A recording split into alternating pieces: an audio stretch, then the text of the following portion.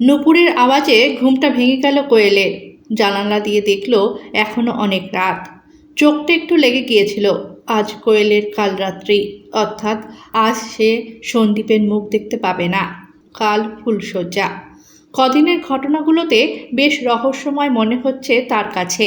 বিয়ের তারিখ ঠিক হয়েছিল আজ থেকে 3 মাস পর, কিন্তু সন্দীপের বাড়ি থেকে বলল সন্দীপের ঠাকুমা খুব অসুস্থ, তাই বিয়েটা তাড়াতাড়ি হয়ে যাওয়া ভালো। কোয়েলের বাড়িতে বিয়ের তোড়জোড় শুরু হলো। কিছুদিন আগেই কোয়েলের দিদি নয়নার বিয়ে হয়েছে। বাড়িতে আবার একটা মেয়ের বিয়ে, আবার সবার ব্যস্ততা। দুই বাড়ি থেকেই আগেই পরিচয় হয়েছিল বলে সহজেই সব কাজ সম্পন্ন হয়েছিল। সন্দীপের বাড়ি থেকে কোনো রকম অনুষ্ঠান হয়নি। সবাই জানতো সন্দীপের ঠাকুমা অসুস্থ, তাই কারোর কোনো সন্দেহ হয়নি। কিন্তু আজ যখন কোয়েল এই বাড়িতে নতুন বউ হয়ে এলো, তখন তার সব থেকে বেশি অবাক লাগলো ঠাকুমাকে দেখে। তিনি তো বেশ ভালোই শক্তপোক্ত মানুষ, তাকে দেখে অসুস্থ বলে তো মনে হলো না। কোনো আত্মীয় আসেনি এই বাড়িতে। সন্দীপের মা বাবা আর ঠাকুমা আছেন এই বাড়িতে। তবে আরও একজন আছেন এই বাড়িতে, সন্দীপের দাদা বিভাস। কিন্তু তাকে এখনও কোয়েল দেখেনি।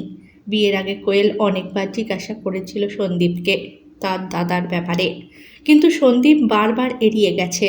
নুপুরের আওয়াজটা কি ভুল শুনেছিল কোয়েল? কই, আর তো কোনো আওয়াজ পাচ্ছে না সে। বহু পুরনো দিনের 3 তলা বাড়ি। নিচের তলায় থাকেন সন্দীপের মা বাবা আর ঠাকুমা। সেখানে প্রায় 5টি রুম আছে। দোতলায় থাকে সন্দীপ, যদিও আর সে বাড়িতে নেই, তাই সন্দীপের রুমে কোয়েল একা। পাশে আরও 4টি রুম, সেগুলো সব বন্ধ। দাদা কোথায় থাকেন তা কোয়েল জানে না, একবারও দেখেও নি তাকে। 3 তলায় এখনো যায়নি কোয়েল।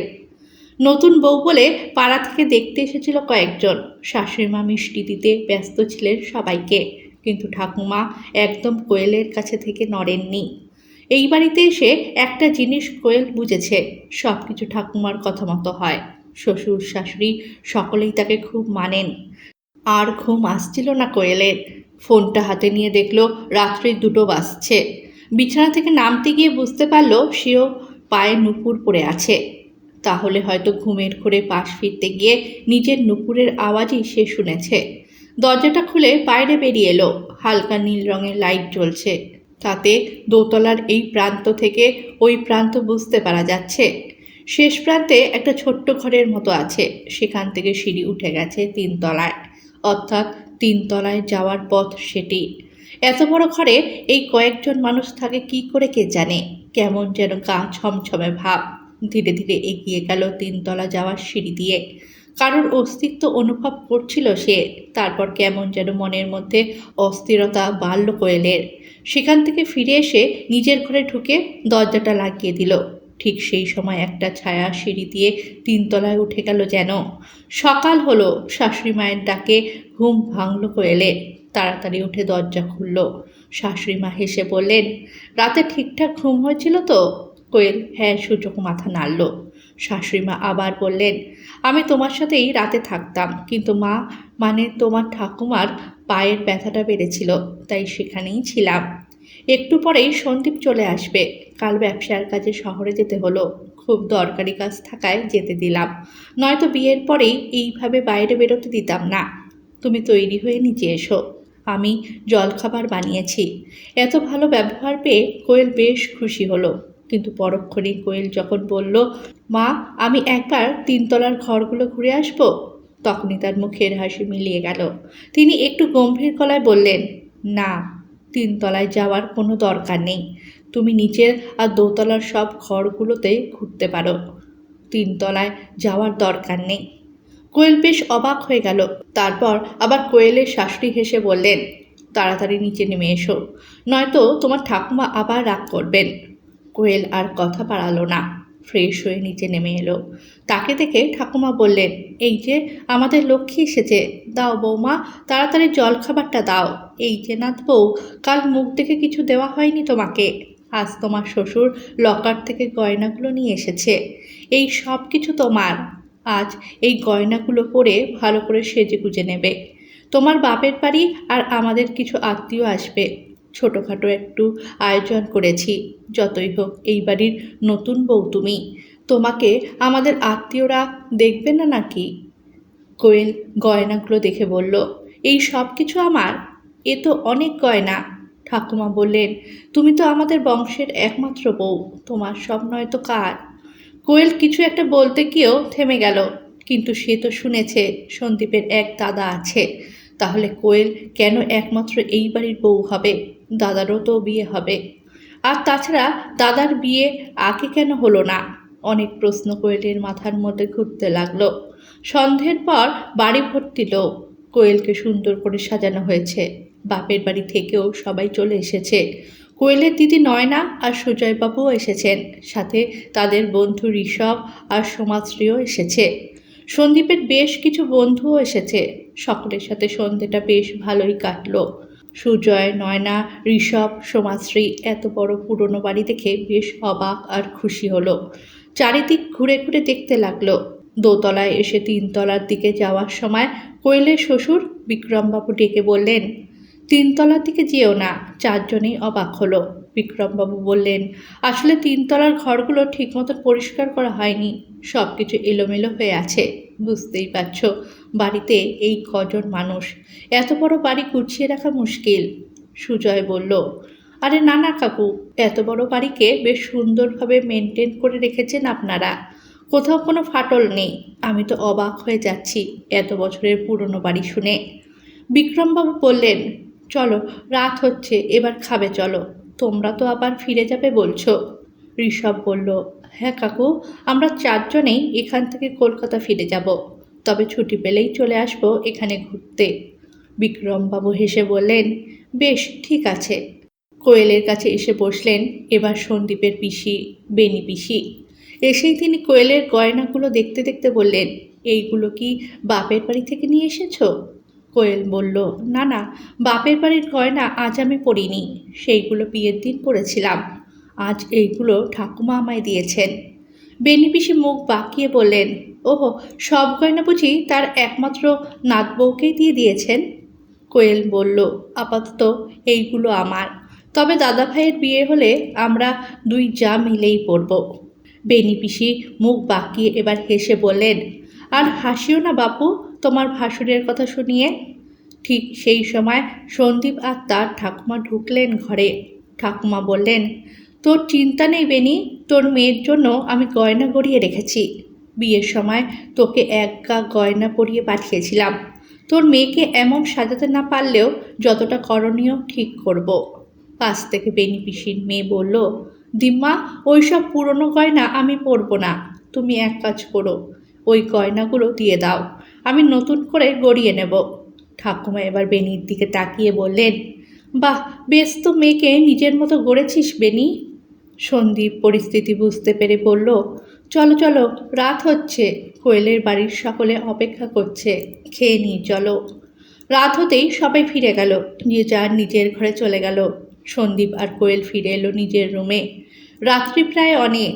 কোয়েলের মনে যে প্রশ্নগুলো ঘুরপাক খাচ্ছিল তা আর প্রকাশ করলো না সন্দীপের কাছে। মনে মনে ভাবলো, এই বাড়িতে এসেছি যখন, সব কিছু রহস্য আমি খুঁজে বের করব। পরদিন সকালে ঠাকুমা ডেকে পাঠালেন কোয়েলকে। কোয়েল যেতেই ঠাকুমা বললেন, এই বাড়ি তোমার, সব কিছুর উপর তোমার অধিকার, শুধু একটা কথা মাথায় রেখো, তুমি তিনতলায় যাবে না। কোয়েল এবার বলল, কেন? ঠাকুমা বললেন, তিনতলায় তোমার ভাসুর মানে সন্দীপের দাদা বিভাস থাকে, ও কারোর সাথে কথা বলে না। তোমার শাশুড়ি গিয়ে শুধু খাবার দিয়ে আসে, ও নিচে নামে না। আমরা ওকে ওর মতো থাকতে দিই।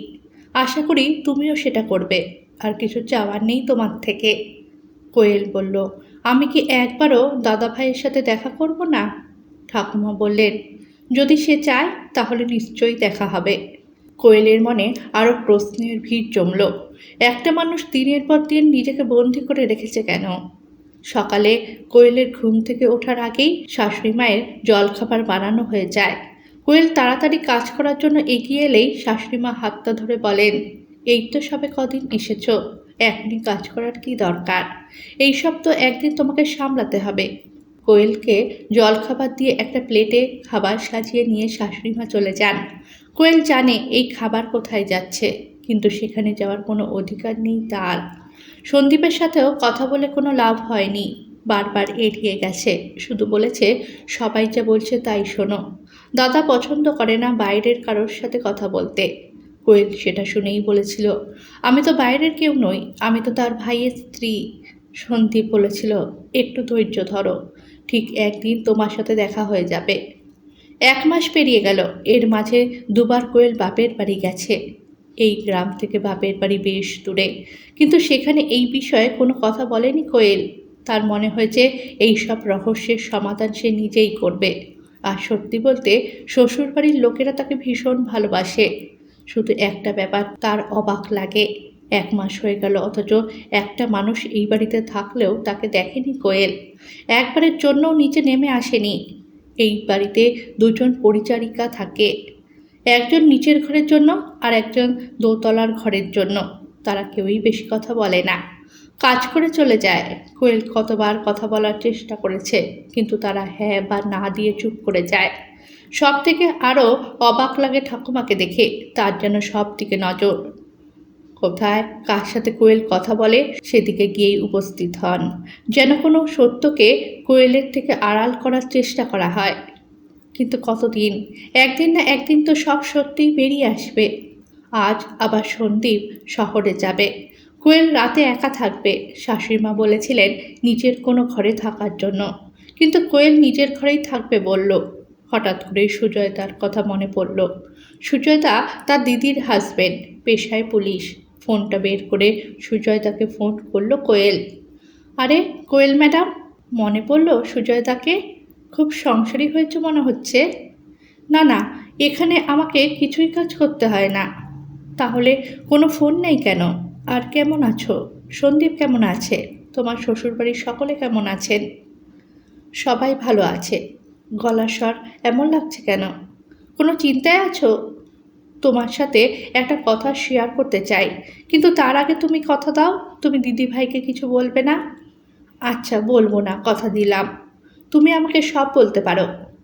এই বাড়িতে আসার পর একটা বিষয় নিয়ে বেশ ভাবনায় পড়ে গেছি। আমাকে বলা হয়েছে 3তলার ঘরে না যাওয়ার জন্য। দোতলা আর নিচের ঘরে আমি যখন খুশি যেতে পারি, কিন্তু 3তলায় যাওয়া চলবে না। 3তলা থেকে ছাদে যাওয়া যায়, তাই ছাদে অবধি যেতে পারি না। আমাকে তারা যথেষ্ট ভালোবাসে, কিন্তু এই বিষয়টা আমার বেশ অবাক লাগে। তোমার এই কথাটা শুনেই মনে পড়ল আমার, আমরা যেদিন তোমার বাড়িতে গিয়েছিলাম, আমি, তোমার দিদি, ঋষভ আর সমাজশ্রীও 3তলায় উঠতে গিয়েছিলাম। সেই সময় তোমার শ্বশুরমশাই আমাদের বারণ করলেন যেতে। তখন বলেছিলেন 3তলার রুমগুলো পরিষ্কার করা হয়নি, সব এলোমেলো হয়ে আছে, আমরা তাই আর যাইনি। কিন্তু আসল ব্যাপার হলো, ওখানে সন্দীপের দাদা থাকেন, আমি এখনও তাকে দেখিনি। তিনি নিজেকে ওখানেই বন্দি করে রেখেছেন যেন, একবার নিচে নেমে আসেননি। সে কি, এটা তো বেশ অদ্ভুত কথা। হ্যাঁ সুজয়দা, আমাকে বলা হয়েছে উনি কারোর সাথে দেখা করতে চান না, তাই আমার সেখানে যাওয়া বারণ। আচ্ছা কোয়েল, তুমি বলতে পারবে উনি মানসিক দিক থেকে সুস্থ তো? মানে আমি কি বলতে চাইছি তুমি নিশ্চয়ই বুঝতে পারছো। উনি যদি মানসিক ভারসাম্যহীন হতেন তাহলে বাড়ির কারোর কাছে ঠিকই জানতে পারতাম, নয়তো সন্দীপের কাছেও জানা যেত। সেরকম কিছু তো শুনিনি। আচ্ছা সন্দীপ কিছু বলেনি তোমাকে এই ব্যাপারে? না সুজয়দা, ও বিয়ের আগেও এই বিষয়টা নিয়ে এড়িয়ে যেত, এখনও তাই করে।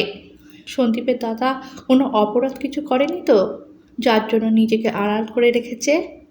এই যে পুলিশের মন শুধু সন্দেহবাদী। বাহ, শ্বশুরবাড়ির লোকের ব্যাপারে বলছি বলে খুব গায়ে লাগছে। আচ্ছা আমি মজা করছি, তুমি এক কাজ করো, কোনো রকম সন্দেহজনক কিছু বুঝলে আমাকে জানাবে। দরকার হলে যখনই ফ্রি থাকবে আমাকে একবার করে ফোন করবে। করব, তুমি শুধু দিদিভাইকে কিছু বলো না। বলবো না, তুমি বিশ্বাস রাখতে পারো, কিন্তু তুমি আমার থেকে কিছু লুকাবে না। ঠিক আছে, আজ রাতে আমি একা, সন্দীপ শহরে যাবে, ভাবছি সবাই ঘুমিয়ে গেলে 3তলায় যাব। না না থাক, এত সাহসের দরকার নেই, তারপর তুমি একা, কেউ সাথে থাকলে তবু ঠিক ছিল। কিছু হবে না সুজয়দা, আমি খুব সাহসী, তুমি ভেবো না। আমি তোমাকে কাল ফোন করে সব জানাবো। যা করবে সাবধানে করবে, যখন ইচ্ছে আমাকে ফোন করতে পারো। ঠিক আছে সুজাতা। কিছুক্ষণ পর ঠাকুমা কোয়েলের রুমের বাইরে থেকে বললেন, ঘুমিয়ে গেছো নাতবউ? কোয়েল সাথে সাথে বেরিয়ে এসে বলল, না না ঠাকুমা, আমি জেগে আছি। আপনি সিঁড়ি দিয়ে উঠে আমার কাছে কেন এলেন? কোনো দরকার হলে আপনার কাছেই যেতাম আমি। ঠাকুমা বললেন, ও আমার অভ্যেস আছে। আজ রাতে আমি তোমার কাছেই শোবো। তুমি একা আছো, ভয় লাগতে পারে তোমার। কোয়েলের মুখটা ফ্যাকাশে হয়ে গেল এটা শোনার পর। কোনোভাবে ঠাকুমা শুনতে পাননি তো যখন সুজয়দার সাথে কথা হচ্ছিল? এই ঘরের যেন দেওয়ালেও কান আছে। কোয়েল মাথা নেড়ে বলল, ঠিক আছে, আপনি এখানেই থাকুন। তারপর ঠাকুমা বললেন, এসো নাতবউ, তোমার চুলটা একটু বেঁধে দিই। আগে আমি নিজের চুল বাঁধতে পারতাম না বলে আমার শাশুড়ি মা বেঁধে দিতেন। তার কাছ থেকেই শিখেছিলাম। তোমার শাশুড়ি মায়ের চুলও আমি বেঁধে দিতাম। কোয়েল বারণ করল না, চুপচাপ চিরুনিটা ঠাকুমার হাতে দিয়ে বসে পড়ল। ঠাকুমা চুল বাঁধতে বাঁধতে বললেন, যখন তোমার দাদা শ্বশুর মারা গেলেন তখন আমার মেয়ের বয়স 8 বছর, আর ছেলের মানে তোমার শ্বশুরের বয়স 5 বছর। দুটো ছেলে মেয়েকে বড় করেছি আমি। অনেক নিয়ম বারণ সব কিছু শুনেছি, কোনোদিন প্রতিবাদ করতে পারিনি। মেয়ের বিয়ে দিলাম, ছেলেরও দিলাম।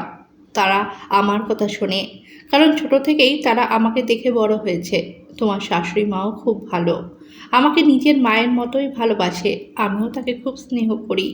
তুমি আমাদের বাড়ির বউ, তোমার প্রতি সব দায়িত্ব কর্তব্য আমাদের। কিছু জিনিস একটা পর্দার মধ্যে থাকে, তা এক সময় ঠিকই প্রকাশ পাবে। অপেক্ষা শুধু এক হাওয়ার কিংবা ঝড়ের, যা পর্দাকে সরিয়ে দেবে। তোমার অনেক কৌতূহল আমি জানি, থাকাটাও স্বাভাবিক। 1 মাস পেরিয়ে গেল, 3 তলার ঘরে যে আছে তাকে তুমি চোখে দেখোনি। এমনকি তার কোনো ছবিও এই বাড়িতে দেখোনি তুমি।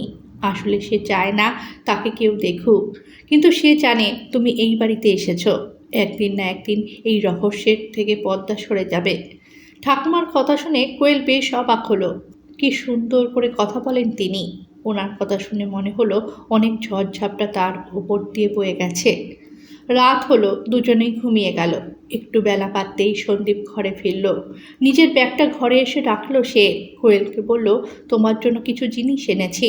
কথাটা বলেই ওয়াশরুম গেল সন্দীপ। এদিকে কোয়েল ধৈর্য ধরে রাখতে না পেরে ব্যাগটা খুলে দুটো প্যাকেট দেখতে পেল। প্রথম প্যাকেটটা খুলতেই দুটো ঘুঙুর পেল। নাচের সময় পায়ে এই রকম ঘুঙুর ব্যবহার করত কোয়েল। সন্দীপ মনে করে নিয়ে এসেছে। কথাটা ভাবতেই কোয়েল খুশি হয়ে গেল। শাশুড়ি মায়ের গলার আওয়াজ পেতেই কোয়েল ঘুঙুরগুলো প্যাকেটে রেখে দিল। সন্দীপও রুমে এলো। শাশুড়ি মা বললেন, তুই এনেছিস যা আনতে বলা হয়েছিল তোকে? সন্দীপ প্যাকেটগুলো বের করে দেখে নিয়ে প্রথমের প্যাকেটটাই তার মায়ের হাতে দিয়ে বলল, এই যে সব নিয়ে এসেছি। কথাটা বলে মায়ের দিকে তাকিয়ে স্নিগ্ধভাবে হাসল। তারপর মা প্যাকেটটা নিয়ে চলে গেলেন। কোয়েল বেশ অবাক হলো, ওই প্যাকেটে তো ঘুঙুর আছে। তাহলে কি সন্দীপ ভুল করে শাশুড়ি মায়ের হাতে দিল?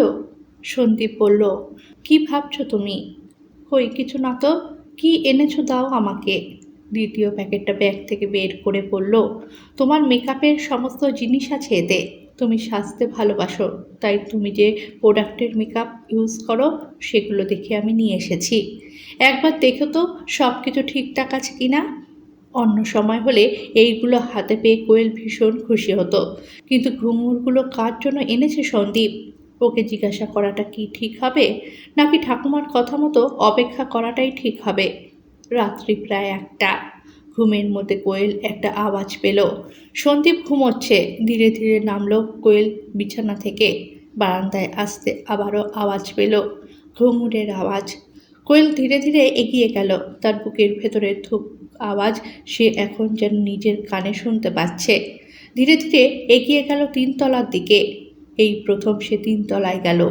এখানে 4টি রুম, 3টি রুম বন্ধ, একটা রুম খোলা। ধীরে ধীরে ভয় আর কৌতূহল নিয়ে এগিয়ে গেল কোয়েল। সেই খোলা রুমে ঢুকেই চমকে গেল সে। কি সুন্দর করে সাজানো, নানা রকম ছবি। তবে অবাক হলো দেওয়ালে টানানো কোয়েলের নিজের ছবি দেখে। এই ছবিটা তো বিয়ের আগে সন্দীপ তুলে দিয়েছিল। সেটা এত বড় করে বাঁধিয়ে এই রুমের দেওয়ালে টাঙানো কেন? বহু প্রশ্ন মাথার মধ্যে ঘুরছে। ঘরের মধ্যে কেউ কোথাও নেই। এই রুমটা বেশ অনেক বড়। একটা দেওয়াল জুড়ে বড় আয়না লাগানো আছে। দরজা দিয়ে কেউ এলে আয়নাতে দেখা যাবে তাদের নিজেকে কোয়েল দেখছে। হঠাৎ আয়নার মধ্যে সন্দীপকে দেখে চমকে গেল কোয়েল। সাথে সাথে পিছনে ঘুরে তাকিয়ে দেখল সন্দীপ তার সামনে দাঁড়িয়ে আছে। তার মুখে ভয়ের ছাপ স্পষ্ট। সন্দীপ আর কোয়েল মুখোমুখি বসে আছে। দুজনেই চুপ। একটু আগেই সন্দীপ 3তলা থেকে কোয়েলের হাত ধরে টেনে দোতলায় নিয়ে এসেছে নিজের রুমে। সন্দীপ আর কোনো কথা না বলে দরজাটা বন্ধ করে পাশ ফিরে শুয়ে পড়ল। কোয়েল তখনও চুপচাপ বসে আছে। কি চলছে এই সব? ওই ঘরে তো কেউ ছিল না। তাহলে যে সবাই বলে ওই ঘরে সন্দীপের দাদা আছে, কিন্তু কোয়েল ভালো করে দেখেছিল প্রতিটি রুম বন্ধ করা ছিল বাইরে থেকে। শুধু একটা রুম খোলা ছিল। সেখানে কেউই ছিল না। আর কোয়েলের ছবি ওই ঘরে কেন? সন্দীপ রেগে আছে হয়তো। এখন ওর সাথে কথা বলা ঠিক হবে না। সন্দীপের পাশে শুয়ে এপাশ ওপাশ করতে করতেই কোয়েলের ঘুম নেমে এলো চোখে। ঠিক ঘুমের ঘরে মনে হলো কেউ যেন তার সামনে দাঁড়িয়ে আছে। সাথে সাথে ঘুমটা ভেঙে যেতেই কোয়েল বসে পড়ল। সন্দীপেরও ঘুম ভেঙে গেল। কোয়েলকে ভয় পেয়ে যেতে দেখে জলের বোতলটা কোয়েলের সামনে এগিয়ে দিল। কোয়েল ঢকঢক করে জল খেয়ে বোতলটা আবার সন্দীপকে দিয়ে দিল। সন্দীপ বোতলটা রেখে কোয়েলকে শুইয়ে দিয়ে মাথায় হাত বোলাতে বোলাতে বলল, দাদা আর আমি তখন অনেক ছোট। আমার নেশা ছিল ব্যাট বল। দাদার ভালো লাগতো পুতুল নিয়ে খেলতে। একটু একটু করে আবিষ্কার করলাম দাদা মেয়েদের মতো সাজতে ভালোবাসে। প্রথম প্রথম বাড়ির সবাই বারণ করতো। কেউ দাদাকে বুঝতে পারতো না। দাদাকে স্কুলে বন্ধুরা রাগাতো। আমার খুব খারাপ লাগতো। আমি ডেকে গিয়ে দাদার বন্ধুদের মারতাম। আমার দাদা আমাকে ভীষণ ভালোবাসে। আমাকে একবার বলেছিল, আমাকে দাদা না বলে দিদি বলে ডাকবি ভাই? আমি তাই বলে ডাকতাম। দাদা লুকিয়ে আমাকে ভাইফোঁটা দিত 3তলার ঘরে। সেদিন মায়ের একটা শাড়ি পরতো। আমি সব সময় সব কিছু থেকে দাদাকে আড়াল করে রাখতাম। কারণ এই সমাজ দাদাকে বুঝতো না। পাড়ার প্রতিবেশী আত্মীয় স্বজন সবাই হাসাহাসি করতো। আমার কষ্ট হতো দাদার জন্য। এক সময় বাড়ির সকলেও বুঝলো। তারা দাদাকে আর কোনো কিছুতে বাধা দিত না। ঠাকুমা পুরনো দিনের মানুষ। একটা সময় পর ঠাকুমাও বুঝলেন। আমরা ঠিক করে নিয়েছিলাম দাদা যেভাবে চাইবে সেভাবেই নিজের জীবন বেছে নেবে। দাদা নাচ ভীষণ ভালোবাসতো। তাই একজন নাচের টিচার রাখা হলো। উনি বাড়িতে এসে নাচ শেখাতেন। আমি দেখতাম দাদা যখন পায়ে ঘুঙুরগুলো বাঁধত, কী যে খুশি হতো। আমার ভীষণ ভালো লাগতো দাদাকে দেখে। পড়াশোনার জন্য বাইরে যেতে হতো ঠিকই, কিন্তু দাদার কোনো বন্ধু ছিল না। আমি ছিলাম দাদার বন্ধু। তবে আরও একজন ছিল দাদার প্রিয় সাথী। তার নাম অরুন্ধতী। আচ্ছা কোয়েল, এই পৃথিবীতে তো সবার বাঁচার অধিকার আছে, তাই না? কোয়েল দেখল সন্দীপের চোখে জল। কোয়েল চোখের জলটা মুছিয়ে দিয়ে বলল, আমাকে এইসব আগে বললে কি হতো? সন্দীপ বলল, তুমি যদি না বুঝতে, বা তোমার পরিবার যদি এইসব শুনে আমাদের বিয়ের জন্য রাজি না হতো? কোয়েল বলল, এই চিনলে আমাদের?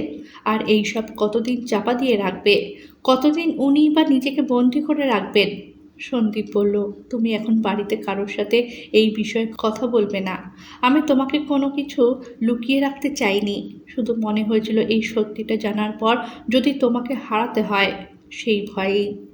কোয়েল সন্দীপকে থামিয়ে বলল, আচ্ছা সন্দীপ, ওই ঘরে তো কেউ ছিল না, তাহলে উনি কোথায়?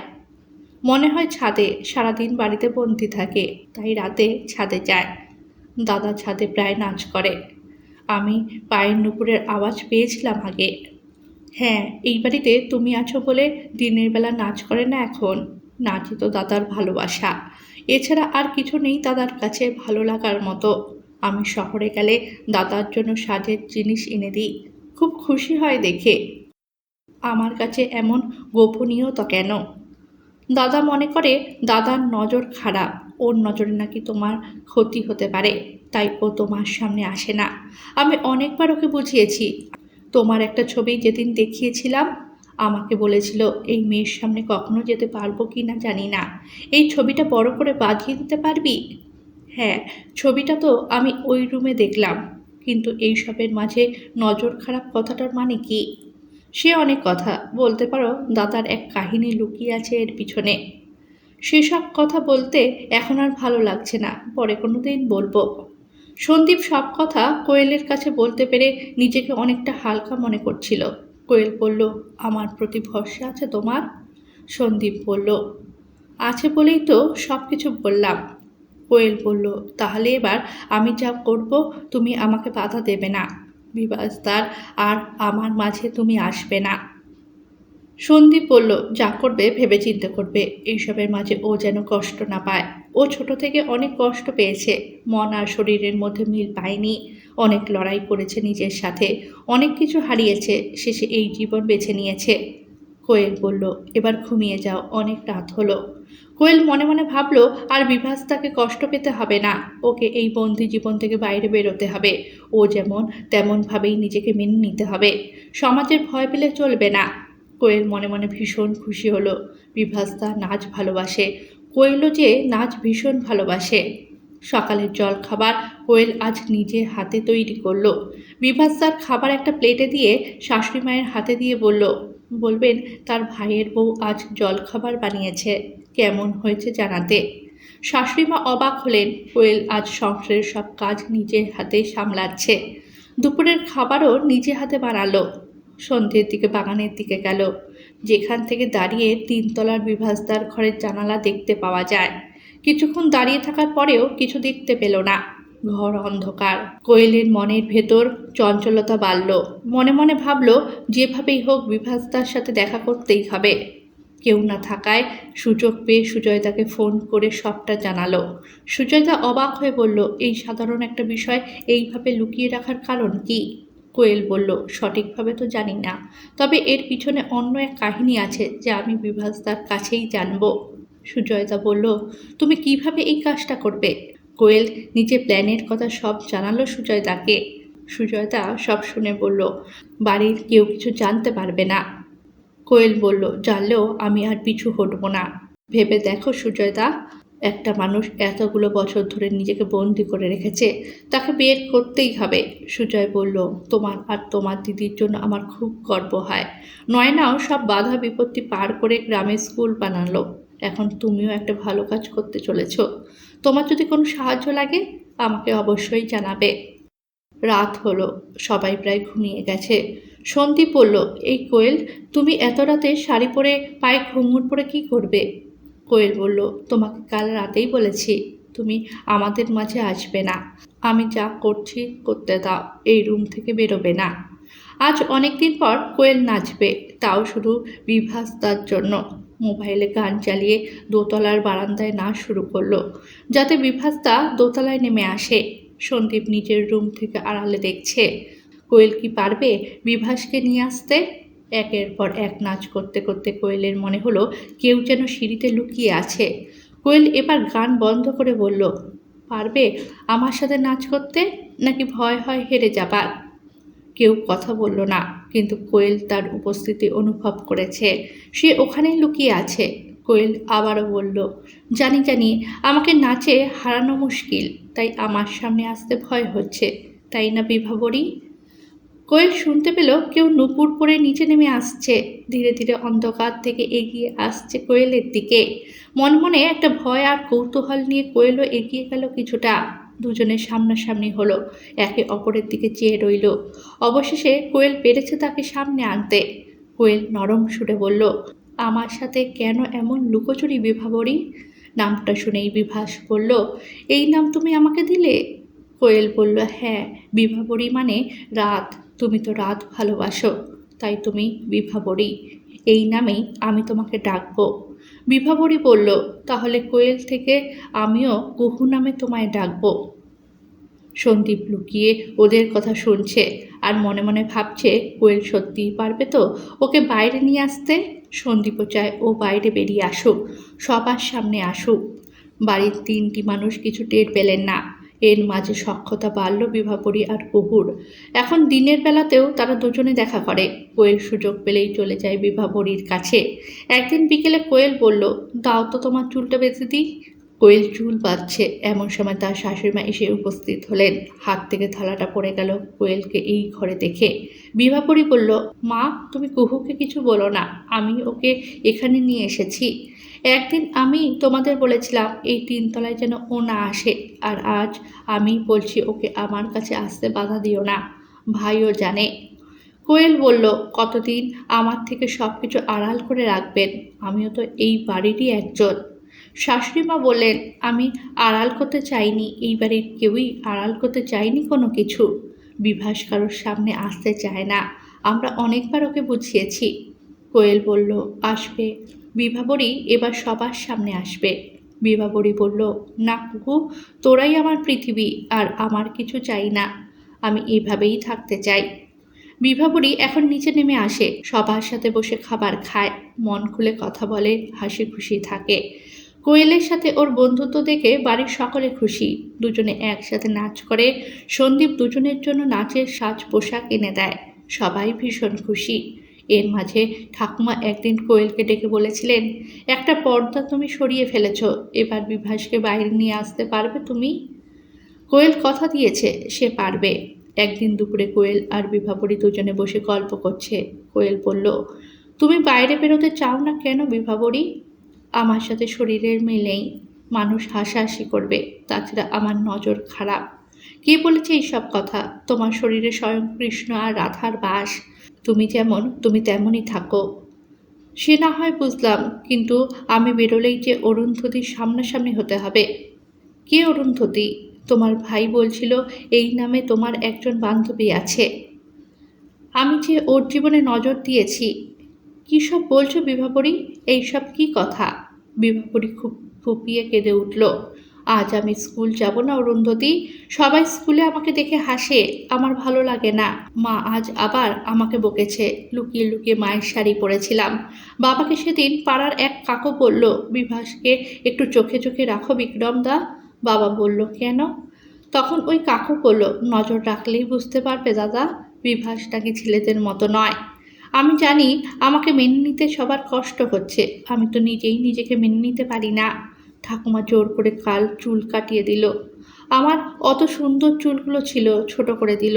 আমি লুকিয়ে লুকিয়ে খুব কেঁদেছি, তাই আমাকে কাল চকলেট এনে দিয়েছে। ও আমাকে ভীষণ ভালোবাসে, আমাকে বোঝে, আমাকে কেউ বকলে ও আমাকে আগলে রাখে, আমি কাঁদলে ও কষ্ট পায়।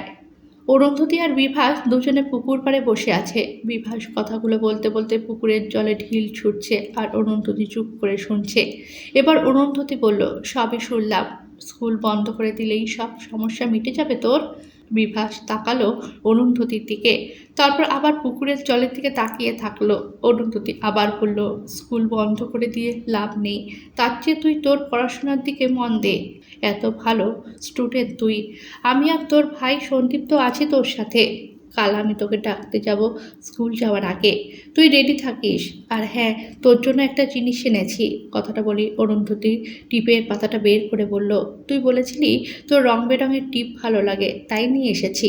বিভাস টিপের পাতাটা নিয়ে ভুলে গেল সব কিছু, হাসি মুখে বলল, চল সন্ধে হয়ে যাচ্ছে, কাল স্কুল যাওয়ার আগে আমাকে ডাকতে আসবি। ওই হাফ লেডিস। স্কুলের মধ্যে কথাটা শুনেই চমকে গেল বিভাস, ওর সাথে আছে সন্দীপ আর অরুন্ধতী। বিভাস কেমন যেন চুপসে গেল ভয়ে। অরুন্ধতী পিছন ফিরে বলল, কথাটা কে বললি? সাহস থাকলে সামনে আয়। একটা ছেলে সামনে এসে বলল, আমি বলেছি, কি করবি রে? ঠিক তখনই সন্দীপ আচমকা ছেলেটাকে ঘুষি মারল। বিভাস আরও ভয় পেয়ে ভাইকে আটকে নিল। অরুন্ধতীও ছেলেটাকে এক চড় মারল, ছেলেটা ছুটে পালালো। যাওয়ার সময় বলতে বলতে গেল, হাফ লেডিস দুটো বডিগার্ড রেখেছে নিজের সঙ্গে। বিভাসের মনটা খারাপ হয়ে গেল। অরুন্ধতী আর সন্দীপ সেটা বুঝতে পেরে বলল, আর সন্ধেবেলায় আমরা তিনজনে ফুচকা খেতে যাব। কদিন পরেই সরস্বতী পুজো, আজ একটা মিটিং করতে হবে পাড়ার সরস্বতী পুজোর জন্য। বিভাসের মন আবার ভালো হয়ে গেল। কোয়েল এতক্ষণ ধরে তার বিভাবরীর গল্প শুনছিল। কোয়েল এবার জিজ্ঞাসা করলো, অরুন্ধতীর সাথে তো তোমার ভালো বন্ধুত্ব ছিল, তাহলে কি এমন হলো? বিভাবরী কিছুক্ষণ চুপ করে থাকার পর আবার বলা শুরু করলো, কলেজে গেল একসাথে, বিভাস আর অরুন্ধতীর মাঝে আরও একজন এলো, সুদর্শন। বিভাসকে বোঝার মতন আরও একজন এলো। বিভাসের জীবনটা কেমন পাল্টে গিয়েছিল, সমাজ, বন্ধু বান্ধব, আত্মীয় স্বজন, আর কারোর কোনো কথাতে কান দিত না সে। সুদর্শন এসেছিল চির বসন্ত হয়ে। বিভাস নিজেকে বারবার আয়নায় দেখে বলেছিল, কেন তার মনের মতন শরীরও হলো না। সুদর্শন একটু একটু করে নিজেকে ভালোবাসতে শিখিয়েছিল বিভাসকে। সাথে ছিল অরুন্ধতী আর সন্দীপ। এই তিনজনই বিভাসকে কোনো দিন জাজ করেনি, বরং সবসময় ওকে ফিল করিয়েছে যে সব কিছু স্বাভাবিক। কলেজের প্রোগ্রামে যেদিন নাচ করেছিল বিভাস, সেদিন সকলে মুগ্ধ হয়ে দেখেছিল। ধীরে ধীরে সকলের সাথে মিশে গিয়েছিল বিভাস। কোয়েল বলল, তারপর কি হয়েছিল বিভাবরী? তুমি সুদর্শনকে বলেছিলে কোনোদিন কিছু? বিভাবরীর চোখে জল, মাথা নাড়িয়ে বলল, না বলিনি, কারণ আমি জানতে পেরেছিলাম অরুন্ধতী আর সুদর্শনের মধ্যে সম্পর্ক শুরু হয়েছে। আমি আমার ছোটবেলার বান্ধবীর জীবন নষ্ট করতে চাইনি, আমি সবসময় ওদের ভালো চেয়েছিলাম। কোয়েল আবার বলল, তাহলে কি হয়েছিল তোমাদের মধ্যে? আর অরুন্ধতী সুদর্শন এখন কোথায়? বিভাবরী বলল, কলেজ শেষ করে আমি আবার নাচে মন দিলাম। ভেবেছিলাম নাচ নিয়ে কিছু করব। মাঝে মধ্যে সুদর্শন আমার বাড়ি আসতো, আমরা কথা বলতাম, ছাদে বসে ঘন্টার পর ঘন্টা কথা হতো আমাদের। আমাদের কথাতে কোনো বিষয় ছিল না, আমাদের ভাবতে হতো না আমরা কি নিয়ে কথা বলবো। আমরা বলতাম, অনেক কথার মাথা মুন্ডু থাকতো না। এত বড় ছাদে বিকেল থেকে কখন যে সন্ধে নেমে আসতো আমাদের সাথে। মাঝে মাঝে অরুন্ধতীও থাকতো। ওরা দুজনে কখনো আমার সামনে আলাদাভাবে কথা বলতো না। আমি ভীষণ খুশি ছিলাম ওদের জন্য। তাও কিছু বছর পর ওদের বিয়ে হলো। আমি ছিলাম ওদের বিয়ের অনুষ্ঠানে, কিন্তু বাড়ি ফিরে এসে বুঝতে পারলাম সব বোধহয় হারিয়ে গেল আমার জীবন থেকে। সেদিন অরুন্ধতীকে কত সুন্দর লাগছিল লাল শাড়িতে। এমন একটা শাড়ি আমার নেওয়ার খুব ইচ্ছে ছিল। আমি ওদের সাথে কথা বলা বন্ধ করে দিলাম। ফোন করতো, এখানে এলে আমার বাড়িতে আসতো, কিন্তু আমি বাড়ির লোকেদের বলেছিলাম ওরা এলে বলবে আমি নেই। একসময় ওরা শহরে চলে গেল, আমার কাছ থেকে সব হারিয়ে গেল। কোয়েল বিভাবরীর চোখের জল মুছিয়ে বলল, তারপর কি হলো? বিভাবরী বলল, তারপর 2 বছর পর হঠাৎ একদিন অরুন্ধতী আমার বাড়ি এলো। আমি তখন নিচে ছিলাম। হঠাৎ আমরা সামনাসামনি হলাম। ওর শরীরে তখন বাড়তি মেদ জমেছে, চোখে মুখে সুখের ছাপ। চোখ গেল পেটের দিকে। অরুন্ধতী 7 মাসের অন্তঃসত্ত্বা ছিল। আমার কাছে এসে আমাকে জড়িয়ে ধরল। অনেকদিন পর আমাদের দেখা হলো। তারপর ও ওর সুখের জীবনের কথা বলছিল। সেদিন সুদর্শন আসেনি। আমি একসময় ওদের সুখের কথা শুনতে শুনতে বলে ফেলেছিলাম, এই সুখ আমারও হতে পারত, যদি আমি একজন শরীরের দিক দিয়েও নারী হতাম। তাহলে কখনো সুদর্শনকে আমি অরুন্ধতীর হতে দিতাম না। তারপর অরুন্ধতী কেমন চুপ হয়ে গেল, কিছু না বলেই চলে গেল। আমি সেদিন ওকে আর আটকাইনি। ঠিক তার পরের দিন শুনলাম সুদর্শন মারা গেছে ঘুমের মধ্যে। আমি ছুটে গেলাম অরুন্ধতীর কাছে। কথাটা বলেই কান্নায় ভেঙে পড়ল বিভাবরী। কোয়েল বিভাবরীকে 2 হাতে জড়িয়ে ধরল, তারপর মাথায় হাত বোলাতে বোলাতে বলল, তারপর? বিভাবরী নিজেকে সামলে নিয়ে বলল, অরুন্ধতী সেদিন অসহায়ভাবে আমার দিকে তাকিয়েছিল। ও চোখ যেন বলছিল, আমার সুখে এইভাবে নজর দিলি? বিভাবরী কাঁদতে কাঁদতে বলল, ওর সুখে আমি নজর দিয়েছি কুহু, আমার নজর খারাপ। কোয়েল কিছুক্ষণ পর বলল, তুমি ওদের কোনো খবর জানো? কেমন আছে অরুন্ধতী? বিভাবরী বলল, আমি আর ওদের কোনো খবর জানি না। তারপর থেকেই আমি নিজেকে ঘরবন্দি করে নিয়েছি। আজ 5 বছর হয়ে গেল। আমি জানি না অরুন্ধতীর সেই গর্ভের সন্তান কেমন আছে এখন। কোয়েল বলল, তোমাকে বাইরে বেরিয়ে আসতে হবে বিভাবরী। তোমার এখন অনেক কাজ। তোমাকে অরুন্ধতীর সামনাসামনি হতে হবে। এটা কোনো নজর দেওয়া নয়। সুদর্শনের মৃত্যুর জন্য তুমি দায়ী নয়, এটা হবার ছিল। কিন্তু অরুন্ধতীর সাথে তোমাকে কথা বলতে হবে। ও তোমার ছোটবেলার সাথী। তোমার খারাপ সময় ও তোমাকে সাথ দিয়েছে। বিভাবরী কান্না থামিয়ে বলল, কিন্তু ওকে এখন খুঁজবো কোথায়? কোয়েল বলল, সেই সব ব্যাপার আমার উপর ছেড়ে দাও। তার আগে আরও একটা কাজ আছে। বিভাবরী অবাক হয়ে বলল, কী কাজ কুহু? কোয়েল বলল, আমার দিদিভাই নয়না আর ওর হাজবেন্ড সুজয়দা কলকাতায় থাকে। সেখানে একটা আমি নাচের স্কুল খুলবো ঠিক করেছি। ওরা আমাকে সব রকম সাহায্য করবে বলেছে। ওদের 2 জন বন্ধু আছে, ঋষভ আর সোমাশ্রী। ওরা অলরেডি সব ঠিকঠাক করে রেখেছে। এবার তোমাকে বেরিয়ে আসতে হবে। অনেক অনেক বাচ্চা আছে যাদের নাচ শেখাতে হবে। আমিও থাকবো সাথে। সপ্তাহে 3 দিন ক্লাস রাখবো। তুমি আর আমি যাব। বিভাবরী বলল, আমি পারবো না রে কুহু। কোয়েল বলল, ঠিক পারবে, আমি থাকবো তোমার সাথে। উঠে এসো, দেখো নিজেকে আয়নায়। বিভাবরী নিজেকে দেখছে আয়নায়। কোয়েল বলল, এটাই তুমি। নিজেকে একবার মেনে নাও। তুমি আলাদা নও। তুমি আর 5টা মানুষের মতো। তোমার নজর খারাপ নয়। তোমারও বাকি মানুষের মতন অভিমান হয়, কষ্ট হয়। সেখান থেকে দাঁড়িয়ে তুমি অরুন্ধতীকে কথাটা সেদিন বলেছিলে। ওর সামনাসামনি হতে হবে তোমাকে। ওকে তোমাকেই বোঝাতে হবে। বাড়ির সকলে তখন এসে বলল, অনেক হয়েছে, এবার তোকে বেরোতে হবে। এতদিন বিনা দোষে নিজেকে ঘরবন্দি করে রেখেছিস। যে যা খুশি বলুক, যে জীবনটা পেয়েছিস সেটা নিয়েই তোকে চলতে হবে, সেটাকে সুন্দর তোকেই বানাতে হবে। 6 মাস পর বিভাবরীর সাথে কোয়েলেরও আজ স্বপ্ন সত্যি হলো। এবার থেকে নাচের স্কুল চালাবে বিভাবরী আর কোয়েল। পায়ের ঘুঙুরের আওয়াজ ভুলিয়ে দেবে অতীতের সমস্ত তাচ্ছিল্য আর উপহাস।